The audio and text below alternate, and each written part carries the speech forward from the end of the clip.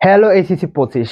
যারা 2025 সালে এসিসি পরীক্ষা দিবে তাদের মধ্যে অনেক ধরনের চিন্তা, অর্থাৎ আমি টেস্ট পরীক্ষাটা আমি কিভাবে ভালো করব, প্লাস হচ্ছে যে আমি কিভাবে আমি লাস্ট সময়টা অর্থাৎ 4 থেকে 5 মাস সময়টাকে আমি কিভাবে কাজে লাগিয়ে আমি এসিসির মধ্যে একটি ভালো নাম্বার তুলতে পারবো, প্লাস হচ্ছে আমি কিভাবে প্রিপারেশন নিয়ে এই এসিসির মাধ্যমে আমি অ্যাডমিশন টেস্টে চান্স পাবো।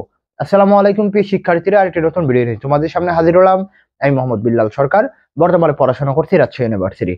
তো তোমাদের নিয়ে কিন্তু আমরা কথাটা বলবো, অর্থাৎ এসিসি 25 যারা রয়েছে তাদেরকে নিয়ে আমরা কথাটা বলবো।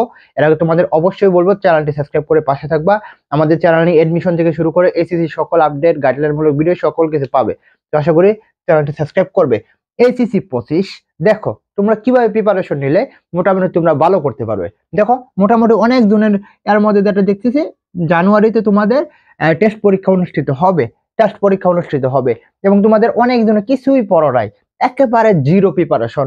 তো তোমাদের যেটা করতে হবে এই সময়টা যেটা করতে হবে, জানুয়ারিতে যদি বলি আমরা দীর্ঘমেয়াদী পরিকল্পনাটা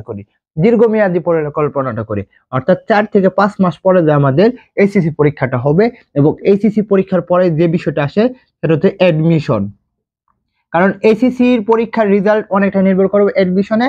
আর বিশ্ববিদ্যালয়ে চান্স পেলে তোমার এই এইচএসসি রেজাল্টের ভ্যালু থাকবে, তাহলে থাকবে না। কেউ তোমাকে জিজ্ঞেস করবে না একটা নির্দিষ্ট টাইম পরে তোমার এইচএসসি ফলাফলটা কিরকম, তাই না? তো দেখো টেস্ট পরীক্ষা যেহেতু জানুয়ারিতে, তাহলে তোমাদের যেটা করতে হবে এই টেস্ট পরীক্ষার জন্য প্রিপারেশনটা কিভাবে নেবে। দেখো এই টেস্ট পরীক্ষা যেহেতু কিছুদিন পরে হবে, তোমাদের যেটা করতে হবে, তোমাদের যে বইটা রয়েছে সেই বইটার মধ্যে তোমরা সংক্ষিপ্ত সিলেবাস শর্ট সিলেবাসটাকে আগে আইডেন্টিফাই করো। কি করবে, সিলেবাসটাকে আইডেন্টিফাই করো। শর্ট সিলেবাসটাকে কি করবে, আইডেন্টিফাই করো। এবং মনে করো তুমি একটা রুটিন করলে, কি 2 নম্বর নিয়মটা হবে রুটিন করলে, তাহলে তোমার রুটিনটা কিরকম করতে হবে, তোমার রুটিনটা এরকম ভাবে করতে হবে যে না, আমি আজকে সকাল 9টা থেকে 1টা পর্যন্ত আমি বাংলার 5টা গদ্য পড়বো। কয়টা? 5টা গদ্য পড়বো বা 3টা গদ্য পড়বো। ওকে, মনে করো তুমি আবার 3টা থেকে তুমি মনে করো সন্ধ্যা পর্যন্ত তুমি ভাবলে যে না, আমি ইংলিশে 2টা পেসেস পড়বো।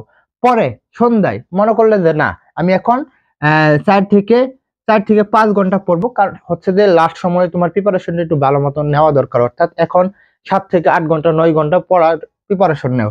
দেখো তখন আমি কি করবো, এখানে যে আমার 4টে সাবজেক্ট রয়েছে, আদার যে 4টে সাবজেক্ট, মনে করো পৌরনীতি, পরে মনে করো ভূগোল, পরে মনে করো অর্থনীতি বা ইসলামী ইতিহাস, তোমাদের যে 4টে সাবজেক্ট রয়েছে, এই 4-5 ঘন্টার মধ্যে তোমরা ভাগ করে নাও যে আমি 2 ঘন্টা এটা পড়বো, 2 ঘন্টা ওইটা পড়বো। এইভাবে যদি তোমরা ভাবতে পারো, ইনশাআল্লাহ কিন্তু তোমাদের এই সিলেবাসটা তোমাদের কভার করতে পারবা। তো এই প্রথম যেটা করবে, টেস্ট পরীক্ষাটা প্রথমে গুরুত্ব দাও এবং রুটিন অনুসারে যদি প্রিপারেশনটা নিতে পারো, ইনশাআল্লাহ তোমরা এইচএসসি 25 যারা রয়েছে তোমরা ভালো করতে পারবা। ওকে, তোমাদের এইচএসসি রুটিন করে ফেললা, টেস্ট পরীক্ষাও দিয়ে ফেললা, তখন কিন্তু তোমাদের আরো সময় থাকে মোটামুটি 3 মাস। কত? 3 থেকে 4 মাস সময়, 2 থেকে 3 মাস সময় তোমরা পাবা তোমাদের এসিসি পরীক্ষার জন্য। তো তখন যেটা করতে হবে, আমাদের দীর্ঘমেয়াদী, অর্থাৎ যারা মানবিক রয়েছে তারা যেটা করবা, তোমাদের মেইন গুরুত্ব দিবে বাংলা, মেইন গুরুত্ব দিবে ইংলিশ। অর্থাৎ বাংলা ইংলিশের যে টপিক গুলো রয়েছে সেই টপিক গুলোকে তোমরা একেবারে খেয়ে ফেলো। যদি একেবারে কিভাবে খেবা, যে এই টপিক যে শর্ট সিলেবাসের প্রশ্ন আছে তোমরা ডিপ ভাবে পড়ো। ডিপ ভাবে পড়লে কি হবে, যে এডমিশন টেস্টে কাজে লাগবে। তো যখন তুমি এডমিশন টেস্টে ভালো করতে পারবে, তখন কিন্তু তোমার মধ্যে আত্মতুষ্টি কাজ করবে। তবে আমি রাজশাহী বিশ্ববিদ্যালয়ে পড়ি, এসিসি পরীক্ষার পরে যদি ভার্সিটি না চান্স পেতাম, তাহলে তোমাদের সামনে কথা বলতে পারতাম না, প্লাস হচ্ছে আত্মতুষ্টিটা সেটা কিন্তু আমরা পেতাম না। তো আশা করি তোমরা যদি প্রথম টেস্ট পরীক্ষাটা ফোকাস করো, পরে একটা রুটিন করো, এই শর্ট সিলেবাসটাকে খেয়ে ফেলো টেস্ট পরীক্ষার জন্য। পরে তোমরা দীর্ঘমেয়াদী করো, অর্থাৎ 2 থেকে 3 মাসের যে সময়টা থাকবে সেই সময় তোমরা দীর্ঘমেয়াদী একটা প্রিপারেশন নেওয়ার প্রস্তুতি নাও। ইনশাআল্লাহ তোমাদের ভালো কিছু হতে যাচ্ছে। আর আমাদের এখানে তো এডমিশনের সকল আপডেট গাইডলাইন মূলক ভিডিও পাবেই। সকলকে বলবো চ্যানেলটি সাবস্ক্রাইব করে পাশে থাকতে। তোমাদের জন্য শুভকামনা। আসসালামু আলাইকুম।